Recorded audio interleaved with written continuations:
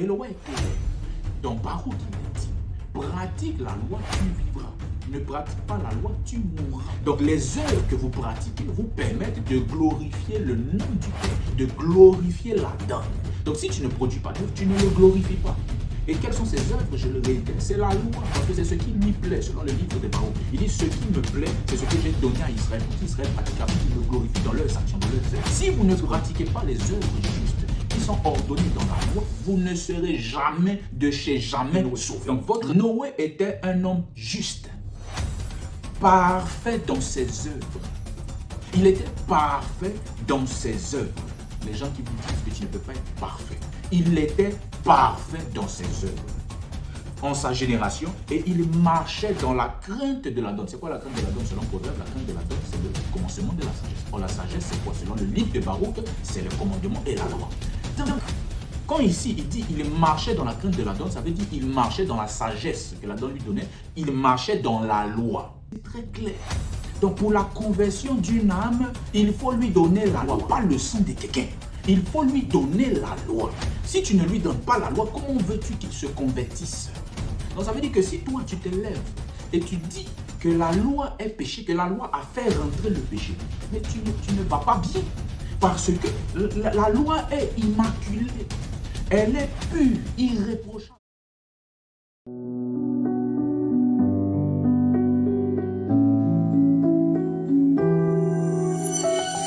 Les temps de malheur sont passés. Par la souffrance, je suis racheté. Mon humiliation a cessé. Le jour de la récolte est arrivé. Bessani Maï, Nabi, Rabbi, l'heure de la guérison pour Israël. Le relèvement de la montagne sainte, de la gloire sur Jérusalem. Azim les pains sans levain. Les prémices agitées par le prêtre. Le décote lancé pour les semaines. La Pentecôte, le jubilé. Le rassemblement par les trompettes. Pour l'expiation par le prophète. Le tabernacle descendu du ciel. Le temple de Loa Jérusalem. Salama, salama à élite du dernier réveil, ces vaillants pleins de zèle. Salama aussi aux fils de Jacob dispersés au travers du monde. Et salama au Nabi Caleb qui est le dirigeant de cette œuvre. Nous voici encore réunis aujourd'hui sous ce thème très important qui a pour titre le Nouveau Testament à la lumière des prophètes. Et aujourd'hui nous aborderons ce petit point qui est le salut par la justice des œuvres. Nous parlerons un peu sur ce point. Alors déjà, pour développer un peu ce point, nous allons lire dans Éphésiens le chapitre 2, le verset 8. Ceci est une citation de Paul. Éphésiens 2, le verset 8. Là-bas, il dit « Car c'est par la grâce que vous êtes sauvés, par le moyen de la foi. Et cela ne vient pas de vous, c'est le don des lois. » Donc ici, Paul insiste sur le fait que le salut est un don qui ne peut être reçu grâce aux œuvres propres. Donc il dit que c'est un don qui est donné à tout homme. Et plus tard, dans plusieurs de ses épîtres, il tient à mentionner que c'est gratuitement que ces hommes-là reçoivent ce salut. Donc, pour lui, pour Paul, les actions ou les bonnes œuvres ne peuvent pas mériter le salut. Donc, ce ne sont pas par tes propres mérites que tu obtiens le salut. Déjà, qu'est-ce que c'est que le salut? Pour être précis dans ce que nous voulons dire aujourd'hui. Le salut est le concept qui représente l'idée d'être sauvé. Amen. Et de quoi devons-nous être sauvés? Pour être aussi précis dans ce que nous disons, nous devons être sauvés de ce qu'on appelle un châtiment. Et quel est ce châtiment-là? Lorsque nous allons dans Marc, le chapitre 16, le verset 16, Marc, chapitre 16, le verset 16, là-bas il est dit, « Celui qui croira », c'est Isaïe communément appelé Jésus qui parle, il dit « Celui qui croira et qui sera baptisé sera sauvé. Mais celui qui ne croira pas sera condamné. » Dans Matthieu 25, le verset, du verset 31 au verset 34, puis le verset 41, nous aurons la précision de la condamnation en question. Donc, Matthieu 25, le verset 31, là-bas il est dit « Lorsque le Fils de l'homme viendra dans sa gloire avec tous les anges, il s'assiera sur le trône de sa gloire. toutes les nations seront assemblées devant lui. Il séparera les uns d'avec les autres, comme le berger sépare les brebis d'avec les boucs. Et il mettra les brebis à sa droite et les boucs à sa gauche. Verset 34, il dit, alors le roi dira à ceux qui seront à sa droite, venez, vous qui êtes bénis de mon Père, prenez possession du royaume qui vous a été préparé dès la fondation du monde.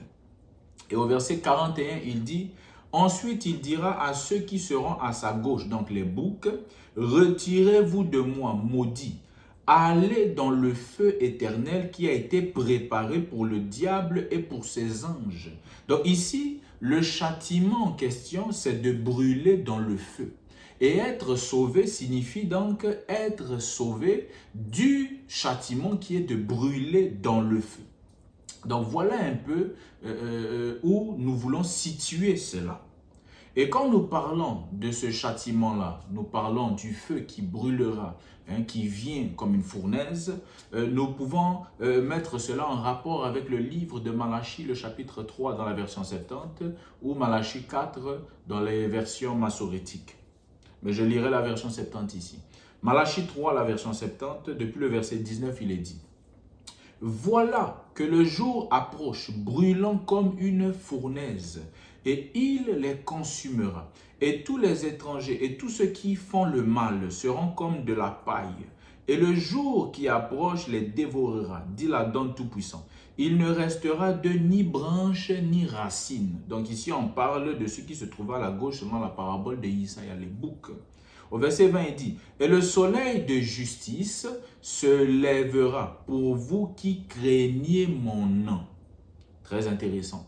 Et il dit, « Et sur ses ailes, il portera le salut. » Est-ce que vous voyez un peu? Donc, c'est-à-dire que ceux qui recevront ce soleil de justice seront sauvés. Et ceux qui ne recevront pas ce soleil de justice, eux, c'est le feu qui les attend. Justement comme la parabole que Isaïe utilise. Il dit, « Et vous sortirez et vous bondirez comme de jeunes bœufs délivrés de leur lien.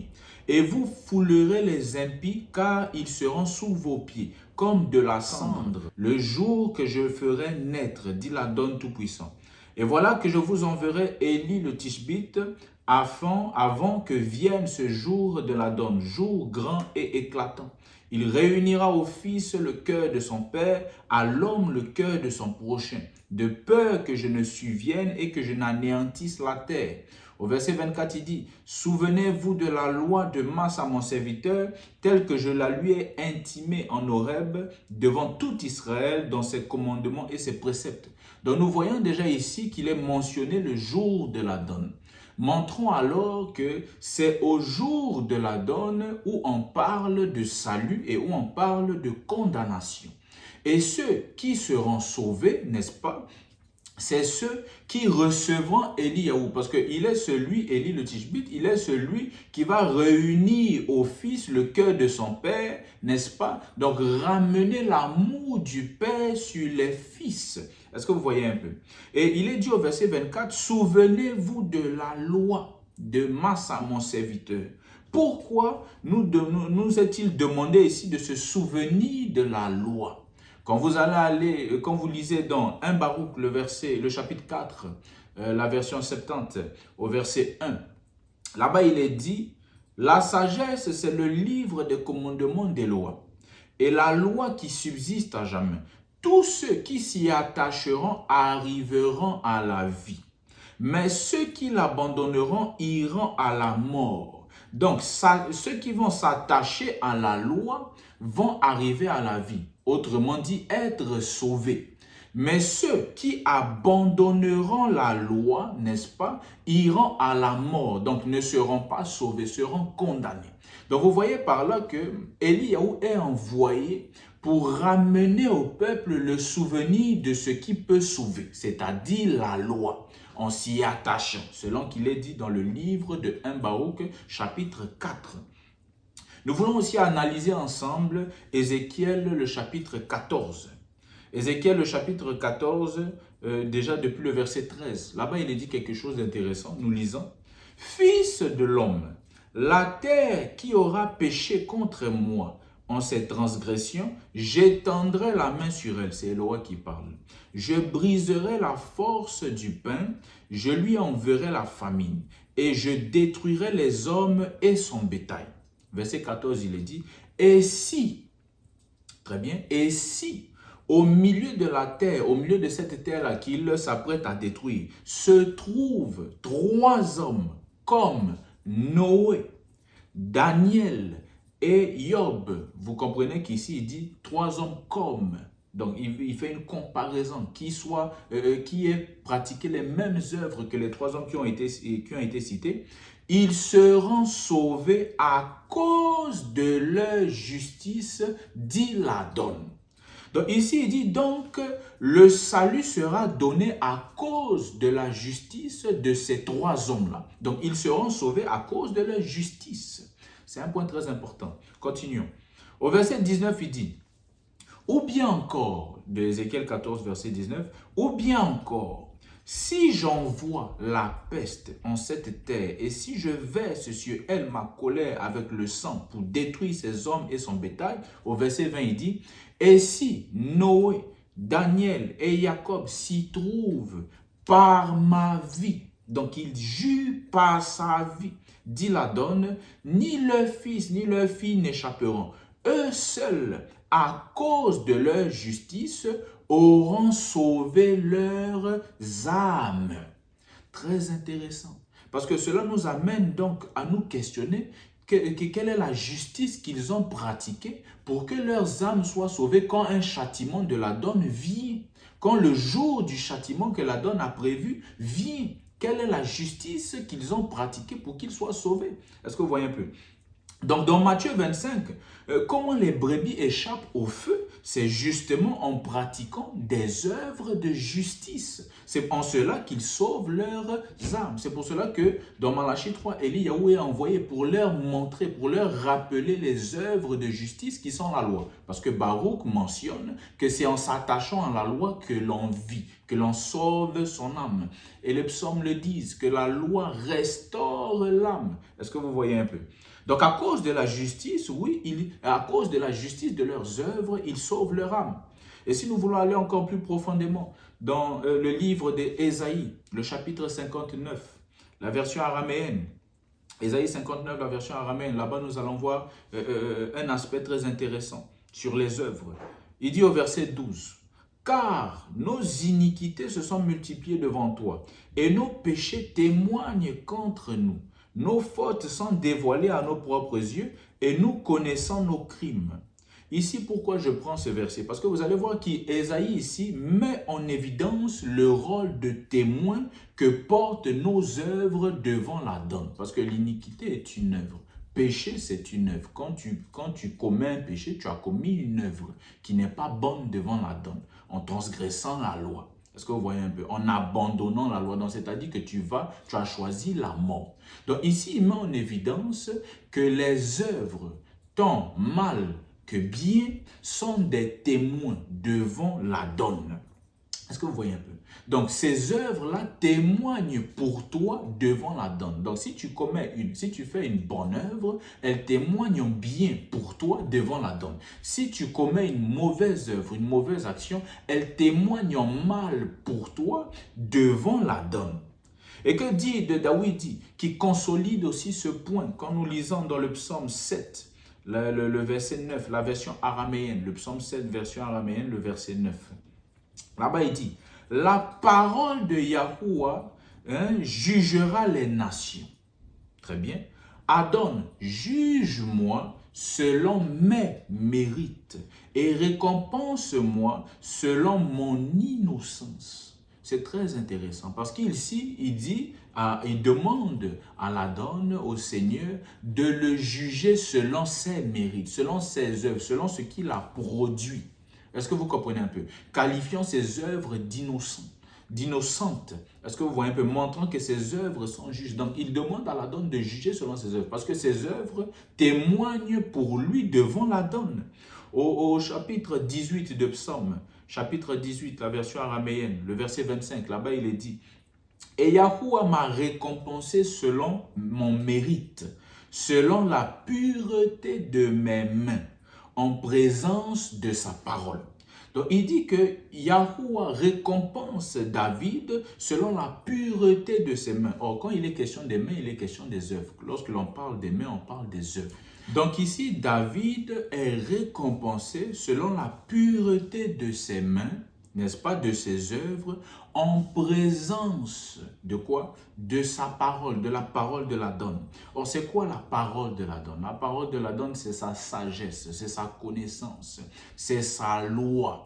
Donc, au-devant de la loi, les mains de David sont pures. Voilà pourquoi elles sont récompensées. Pour ceux qui disent que voilà, nul ne peut être pur avec la loi. David était pur en présence de la loi. Il était trouvé pur. L'Adon le trouvait pur. Voilà pourquoi il le récompensait. Voilà pourquoi il le sauvait. Est-ce que vous voyez un peu?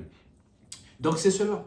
Et si nous revenons dans Éphésiens 2, qui est notre écriture du début, dans Éphésiens chapitre 2, le verset 8, il dit quelque chose là-bas. Il dit, car c'est par la grâce que vous êtes sauvés, par le moyen de la foi. Donc Paul dit ici que nous sommes sauvés non par les œuvres, mais nous sommes sauvés par la grâce au moyen de la foi.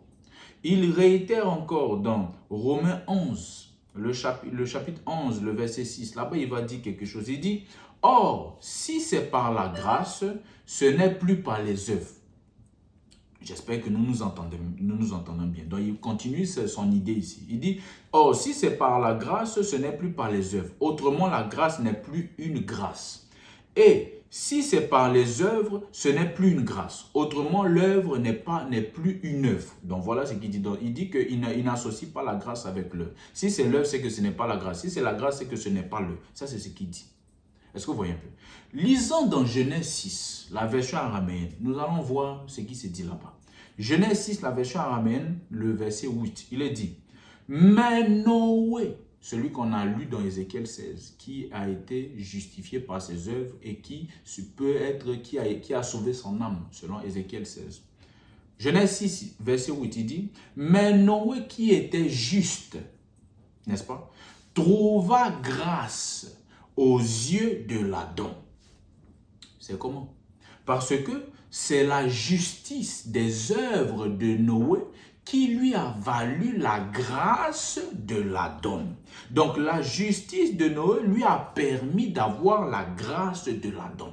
Donc quand Paul vient dire dans Romains, le chapitre 11, que si on parle de grâce, ça veut dire on ne parle pas d'œuvre. Ça veut dire que tu disqualifies alors Noé. C'est que donc Noé qui a produit des œuvres, la grâce qu'il a reçue, c'était la grâce de qui alors? Qui lui a donné cette grâce-là? Comment a-t-il fait pour être sauvé alors? Pour échapper au déluge? Comment a-t-il fait? Parce qu'il a reçu une grâce, mais basée sur quoi? Basée sur les œuvres qu'il avait accomplies. Continuons plus loin. Au verset 9 de ce même chapitre de Genèse 6, il est dit, « Voici les généalogies de la descendance de Noé. Noé était un homme juste, parfait dans ses œuvres. » Il était parfait dans ses œuvres. Les gens qui vous disent que tu ne peux pas être parfait.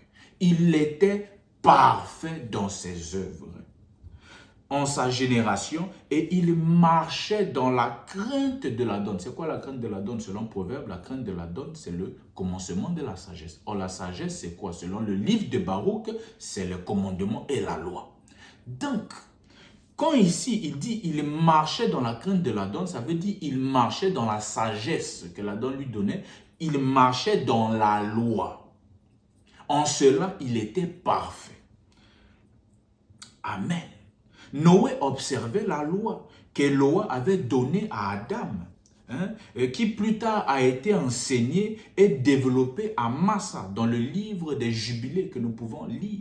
Quand vous lisez par exemple le Jubilé, le chapitre 1, au verset 29, là-bas il dit, « L'ange de la face de Yahuwah qui marchait devant le camp d'Israël prit les tablettes des divisions des années, écrites depuis le temps de la création, concernant la loi et le témoignage. Les semaines des jubilés selon les années individuelles. » Je vous fais signe que Noé suivait les jubilés. Voilà. Selon les années individuelles, selon les dénombrements de tous les jubilés du jour de la nouvelle création, où les cieux et la terre seront renouvelés avec toute leur création, et ainsi de suite. Quand vous prenez dans Jubilé chapitre 5 au verset 19, il est dit là-bas, et pour tous ceux qui ont corrompu leur voix et leur pensée avant le déluge, personne n'a été accepté pour Elohim. Donc, tous ceux qui ont corrompu leur voix, comment ont-ils corrompu leur voix? En faisant le contraire de ce que Noé a fait. Or, si Noé marchait selon la crainte, donc selon la sagesse, selon la loi, ceux qui ont corrompu, ça veut dire qu'ils ne marchaient pas selon la loi. Et comme ils ne marchaient pas selon la loi, quel a été leur châtiment? Le déluge est tombé. Donc, c'est l'eau qui a frappé. Et maintenant, qu'est-ce qui se passe dans Malachie? Au lieu que l'eau frappe là, maintenant c'est le feu. Parce que l'Écriture dit dans Deutéronome que ce qui n'est pas purifié par l'eau sera purifié par le feu. Donc le mal qui n'a pas été enlevé par l'eau sera enlevé par le feu. Est-ce que vous voyez un peu? Donc c'est la même situation. Comme Isaïe pouvait dire, ça se passera comme au jour de Noka. Mais à cet instant précis, c'est le feu maintenant qui va frapper. Pour brûler tous ceux qui ne veulent pas s'attacher à la Torah, à la loi, et ne veulent pas être purs en pratiquant les œuvres de la Torah. Et ceux-là qui ne veulent pas le faire n'ont sur eux aucune grâce de l'Adam, aucune grâce. Il dit donc, personne n'a été acceptable, donc personne n'a été accepté par Elohim, à l'exception de Noé. C'est à cause de lui-même, de Noé, que ses fils furent sauvés. Donc à cause des œuvres justes de Noé, que même les fils de Noé ont été sauvés. C'est à cause de lui qu'Elohim les préserva des eaux du déluge. Car le cœur de Noé était juste dans toutes ses voies. Point. Il observa les lois et fit ce qu'Elohim lui avait ordonné. Et il ne s'écarta en rien de ce qui lui avait été ordonné. Donc, en quoi Noé était-il juste? Parce qu'il observait les lois qu'Elohim avait données. Les jubilés, il les faisait. Vous voyez un peu. Toutes les lois concernant l'impureté de la femme, il les respectait et il les enseignait à ses fils. Et que dit Jacques, l'apôtre de Jésus, Isaïe? Que dit Jacques? Parce que c'est aberrant de croire Paul et de ne pas croire Jacques. Parce que Paul n'est aucunement un témoin oculaire de ce que Jésus a fait. Il est aucunement un témoin de proche, même de loin, de ce que des œuvres que Jésus a portées sur cette terre. Que dit Jacques? Dans le chapitre 2, le verset 14, il dit « Mes frères, que sert-il à quelqu'un de dire qu'il a la foi s'il n'a pas les œuvres? La foi peut-elle le sauver ?» Verset 15, il dit, « Si un frère ou une sœur sont nus et manquent de la nourriture de chaque jour, et que l'un d'entre vous leur dise, « Allez en paix, chauffez-vous et vous rassasiez, et que vous ne leur donniez pas ce qui est nécessaire au corps, à quoi cela sert-il » Il en est ainsi de la foi. Si elle n'a pas les œuvres, elle est morte en elle-même. Mais quelqu'un dira, toi, tu as la foi, et moi j'ai les œuvres. Montre-moi ta foi sans les œuvres, et moi je te montrerai la foi par mes œuvres. Tu crois qu'il y a un seul Elohim. Tu fais bien. Les démons le croient aussi, et ils tremblent. Verset 20. Veux-tu savoir, ô homme vain, que la foi sans les œuvres est inutile? Il cite maintenant ici, Jacques va citer Abraham. Il dit, verset 21, « Abraham notre père ne fut-il pas justifié par les œuvres lorsqu'il offrit son fils Isaac sur l'autel?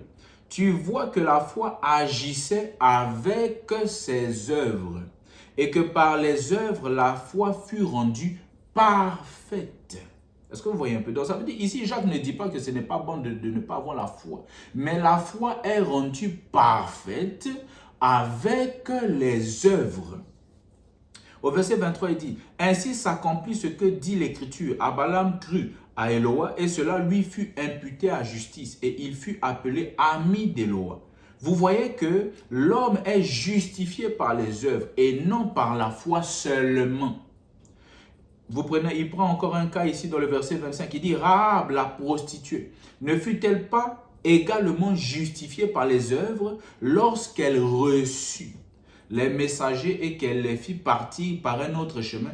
Comme le corps sans âme est mort, de même la foi sans les œuvres est morte. Ce sont des points très intéressants. Comment Rahab a été justifiée quand elle a reçu les espions? Il ne suffisait pas simplement de voir les espions et puis voilà, de rester là les bras croisés. Non. Si elle disait qu'elle avait foi dans la chose, il fallait produire une œuvre qui allait la justifier auprès de la donne. Et c'est à cause de l'œuvre qu'elle a faite que Josué, en rentrant dans la ville avec l'armée, n'a pas touché à sa maison. Parce que ses œuvres ont témoigné de sa foi. Ses œuvres ont accompagné sa foi. Est-ce que vous voyez un peu? Donc, ce sont les œuvres qui témoignent pour vous. Les œuvres qui découlent de votre foi témoignent pour vous. Est-ce que vous voyez un peu? Et que dit Isaïe lui-même? Que dit Isaïe lui-même? Parce que Paul dit qu'il est, voilà, apôtre de Jésus. Lisons alors Jésus lui-même. Qu'est-ce qu'il dit?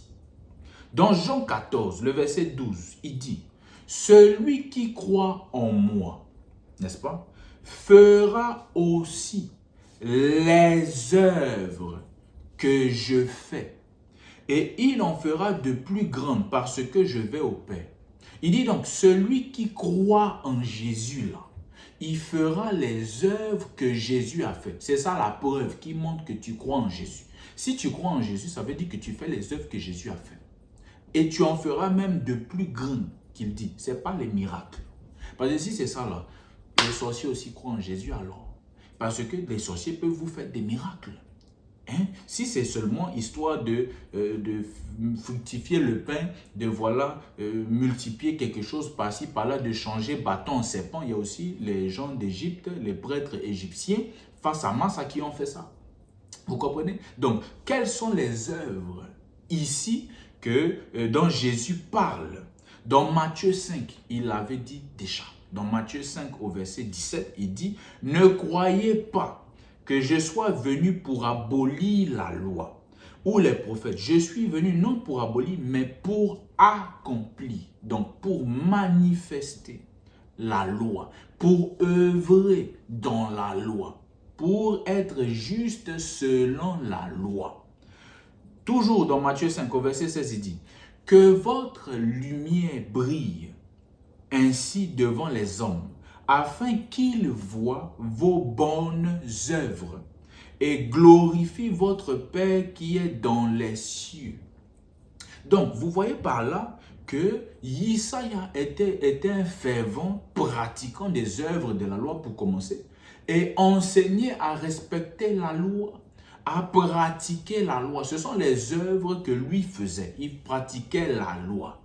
Respecter le sabbat, c'est-à-dire ne travailler pas le jour du sabbat, c'était une œuvre qu'il faisait. Ne mangez pas de porc, c'est une œuvre de justice qu'il faisait.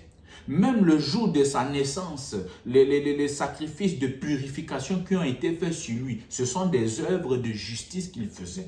Respecter le jubilé, respecter toutes les autres lois venant avec Massa, ce sont les œuvres qu'il faisait. Donc il dit, celui qui croit en moi fera les mêmes œuvres, c'est-à-dire marchera dans la Torah, dans la loi. Donc tous les chrétiens qui disent qu'ils croient en Jésus, mais qui rejettent la Torah, ne suivent pas Jésus, ne croient pas réellement en Jésus. Parce qu'il dit, si vous croyez en moi, vous ferez les œuvres que je fais. Jésus n'a jamais cru que quelqu'un pouvait mourir pour les péchés des autres. Il ne l'a jamais cru, il ne l'a jamais enseigné. Vous, chrétiens, vous êtes dedans. Ça sort d'où? Et vous dites que vous croyez en cet homme. Ne vous mentez pas à vous-même.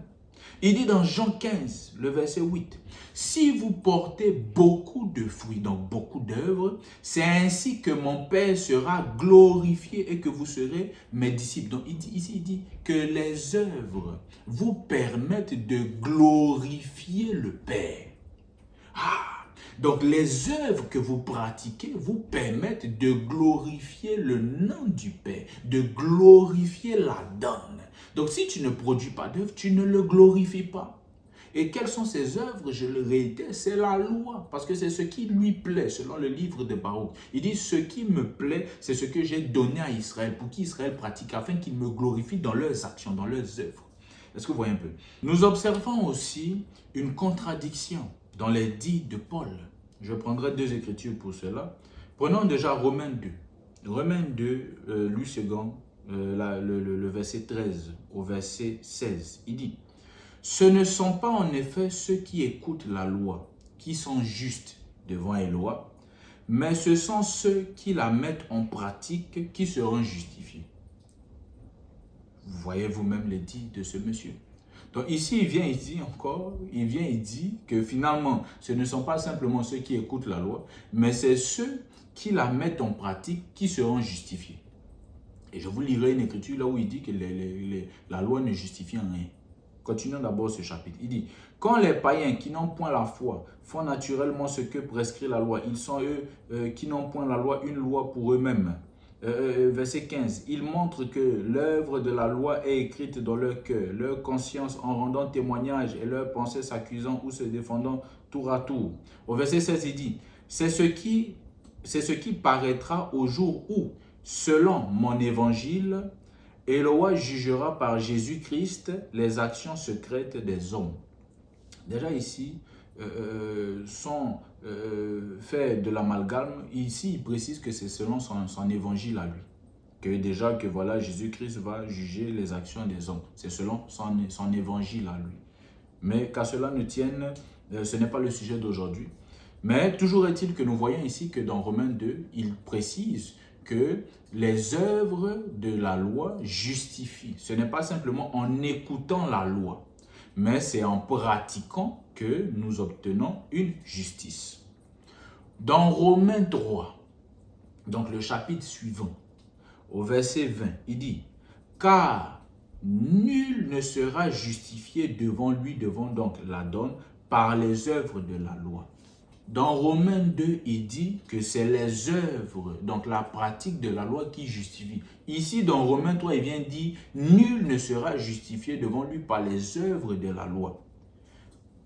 Qu'est-ce qui n'est pas allé dans le processus pour qu'il vienne se contredire ici dans le chapitre suivant? Et quand il dit ça, nul ne sera justifié. Il dit nul, c'est très grave. Il dit nul ne sera justifié devant l'Adon par les œuvres de la loi. Il dit nul. C'est très grave. Ça veut dire que dans le lot de nul, là, il y a Jésus qui pratiquait la loi, qui est venu même pour accomplir la loi. Donc, lui dit que Jésus ne sera pas justifié. Voyez un peu comment vous ne pouvez pas croire en Jésus et puis croire en Paul. Ça n'a aucun sens. Parce que Paul, dans ce dit-là, discrédite tous ceux qui ont été justifiés par les œuvres de la loi. Il vient les discréditer. Jésus ne sera pas juste. Tous les apôtres qui ont suivi Jésus ne seront pas justes. Tous les prophètes qui ont respecté la loi ne sont pas justes aux yeux de Paul. Parce qu'il dit nul ne sera justifié par les œuvres de la loi. Donc Massa n'est pas juste. Eliaou qui est envoyé selon Malachie 3 pour Paul n'est pas juste. Noé qui a respecté la loi n'est pas juste. Abraham n'est pas juste. Ça, c'est ce que votre apôtre dit. Disqualifions tous ceux qui ont respecté la loi. Parce que jusqu'à Paul, là, le reste, là, ils ont respecté la loi. Vous prenez même jusqu'à Adam, ils ont respecté la loi. Ils étaient dans une loi, ils suivaient la loi. Aucun d'eux n'a tenu ce propos-là, que les œuvres de la loi ne justifient pas. Aucun d'eux n'a tenu ce propos. Isaïa, dans tous les 4 évangiles que vous avez, n'a jamais dit que les œuvres de la loi ne justifiaient pas. Ce n'est jamais sorti de ses enseignements. Jamais. Mais lui qui se dit apôtre de Isaïa, sort une citation que son maître n'a jamais dit. Et vous prenez quand même le livre et puis vous dites qu'il n'y a rien de mauvais là-dedans. C'est que dans vos cerveaux, il y a quelque chose qui ne va pas bien. Parce que vous ne pouvez pas cautionner ces hérésies-là. Ça n'a aucun sens. Éloi est clair. Dans Baruch, il le dit. Pratique la loi, tu vivras. Ne pratique pas la loi, tu mourras. C'est aussi clair que ça. Donc, quand lui vous dit que vous n'êtes pas justifié en pratiquant la loi, ça veut dire qu'il vous entraîne à la mort. Il vous emmène à la mort clairement. Et pour vous, le feu de la gêne est allumé. Parce que vous êtes des boucs qui ne respectez pas la loi. Donc, à ce moment-là, vous serez jetés dans le feu. Oui, les œuvres de la justice témoignent pour vous. Les œuvres en accord avec la loi témoignent pour vous et c'est sur base de ça que vous êtes sauvés. Si vous ne pratiquez pas les œuvres justes qui sont ordonnées dans la loi, vous ne serez jamais de chez jamais sauvés. Donc votre sort, c'est en enfer. Regardez même le psaume 18, ma dernière écriture, le psaume 18, la version 70, au verset 8. Il dit là-bas, la loi ou la Torah de la donne est immaculée, donc sans tache, pure et prouvée. La loi de la donne est immaculée. Elle convertit les âmes. C'est très clair. Donc, pour la conversion d'une âme, il faut lui donner la loi. Pour la conversion d'un pécheur, il faut lui donner la loi, pas le sang de quelqu'un. Il faut lui donner la loi. Si tu ne lui donnes pas la loi, comment veux-tu qu'il se convertisse? Il dit au verset 8, le témoignage de la donne est fidèle. Il donne la sagesse aux enfants. Donc ça veut dire que si toi tu te lèves et tu dis que la loi est péché, que la loi a fait rentrer le péché, mais tu ne vas pas bien. Parce que la loi est immaculée. Elle est pure, irréprochable. Mais toi tu dis qu'il y a quelque chose à... Toi tu reproches quelque chose à la loi. Toi, un humain, tu reproches quelque chose à ce que Eloa a donné. Parce que la loi des Massas, selon les Écritures, c'est Eloa qui lui a donné pour qu'il lui donne au peuple. Il n'était qu'un intermédiaire par lequel la loi a été donnée au peuple. Donc, elle vient littéralement de la donne. Toi, tu te lèves et puis tu dis que cette loi-là qui vient du Créateur des cieux et de la terre, et emmène les gens à pécher. Emmène les gens à la mort. Tu ne vas pas bien. Tu ne vas pas bien. Et tous ceux qui croient à ces inepties, ne vous étonnez pas que le moment venu, vous allez en enfer. Ne vous étonnez pas. Parce que le moyen pour la conversion de l'âme, retenez bien le mot, pour la conversion de l'âme, vous qui prêchez, vous les pentecôtistes et tous ces assemblées-là qui sont réunis autour des bêtises et qui vous êtes en train de dire non, voilà, convertissez-vous, soyez sauvés. Le baptême, il faut annoncer la loi. C'est la loi qui fait tout ça. C'est la loi qui convertit l'âme. Donc, quand vous venez parler à une âme et que vous ne lui présentez pas la loi, il n'est pas converti ou elle n'est pas convertie.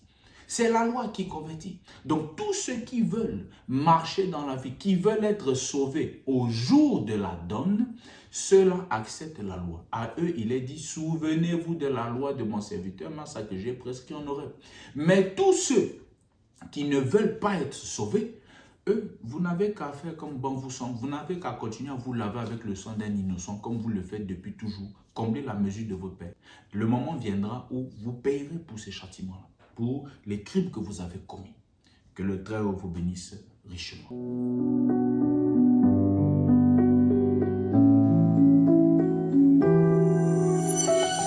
Les temps de malheur sont passés. Par la souffrance, je suis racheté. Mon l'humiliation a cessé. Le jour de la récolte est arrivé. Bessani Maï, Nabi, Rabbi, le de la guérison pour Israël. Le relèvement de la montagne sainte, de la gloire sur Jérusalem. Azim les pains sans levain. Les prémices agitées par le prêtre. Le décote lancé pour les semaines. La Pentecôte, le jubilé. Le rassemblement par les trompettes. Pour l'expiation par le prophète. Le tabernacle descendu du ciel. Le temps de